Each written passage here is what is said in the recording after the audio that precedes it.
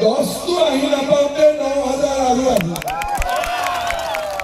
এতিয়া আমি কৈছো যে অহাবাৰ আমি মহিলাসকলৰ একাউণ্টত 25,000 কৰি টকা আমি জমা দিম। আগতে আমি বিনামূলীয়া চাউল পাইছিলোঁ, এতিয়া আমি দালি, নিমখ, চেনি পাওঁ।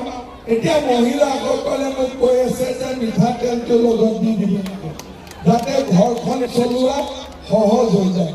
মই কৈছো ঠিক আছে, সেইটোও কৰি দিম।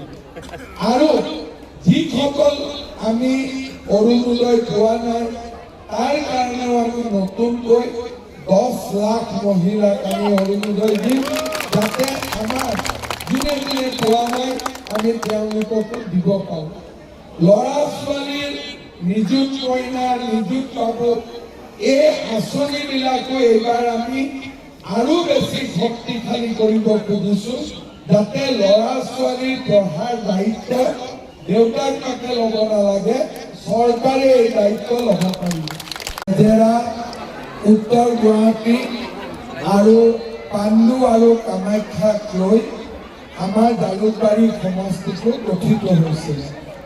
কিন্তু এইবাৰ আমাৰ সমষ্টি নতুনকৈ গঠন হ'ল আৰু আমাৰ সমষ্টিৰ 2/3 হাজো, শুৱালকুছি আৰু কমলপুৰ সমষ্টিলৈকে গুচি গ'ল। আমিনগাঁও, হাজো, শুৱালকুছিত গ'ল, ৰুদ্ৰেশ্বৰ গাঁও পঞ্চায়ত কমলপুৰলৈকে গ'ল আৰু আমাৰ উত্তৰ গুৱাহাটী নগৰ সমিতি ওচৰৰ 2-এখন গাঁও আমি জালুকবাৰী সমষ্টিত থাকি গ'লো।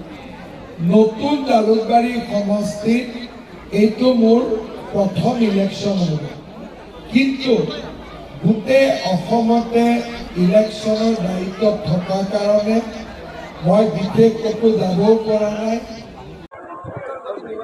আজি উত্তৰ গুৱাহাটীৰ ৰাইজক নিৰ্বাচনৰ আগতে এবাৰ দেখা কৰিবৰ কাৰণে মই আহিছিলোঁ। জালুকবাৰী সমষ্টিত এইবাৰ নতুনকৈ গঠন হ'ল, পুৰণা নতুন।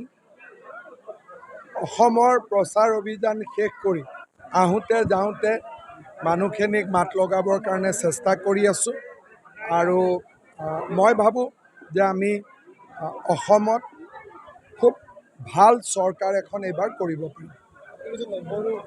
90টো পাৰ হ'বই, 100ৰ ওচৰে পাজৰে যাব মোৰ তেনেকুৱা লাগে আজিৰ দিনত। কালি কি হয় মই ক'ব নোৱাৰোঁ, কিন্তু ফাইনেল কি হয় 9 তাৰিখে মই গম পাই যাম, মানুহৰ ভোট দিয়াৰ সময়। কিন্তু মোৰ লাগে যে আমি 90ৰ পৰা 100টাৰ ভিতৰত থাকিম। জালুকবাৰীত বেছি প্ৰচাৰ কৰিব সময় পোৱা নাই। জালুকবাৰীত মই আগতেতো নাহোঁৱেই, তাৰ মাজতো